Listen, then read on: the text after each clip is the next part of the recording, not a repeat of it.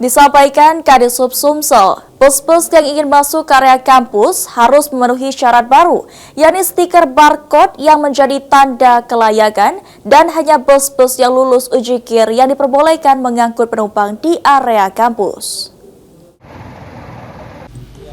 Hal ini disampaikan Kadisub Sumsel Arinarsa. Pemerintah Provinsi Sumatera Selatan akan menyegerakan peremajaan bus kaleng yang selama ini melayani trayek ke kampus dan sekitarnya.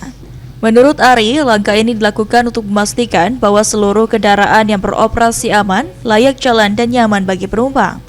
Kendaraan yang lulus uji kir dan layak jalan akan dipasangi stiker berbarcode.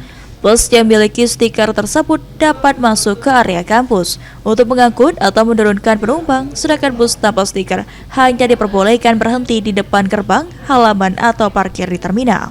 Ditambahkan Ari, kebijakan pemasangan stiker berbarcode tidak hanya soal kelayakan kendaraan, tetapi tertib administrasi dan keamanan lalu lintas di lingkungan kampus. Yang yang layak jalan, data yang memang sedikit itu ditambahkan yang pakai AC, itu yang bis-bis kaleng-kaleng itu tambahkan untuk disegerakan peremajaan,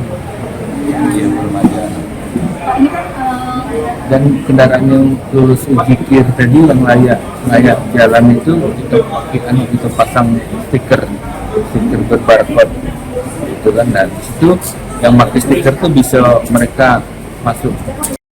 Hafid Zainul, PAL TV.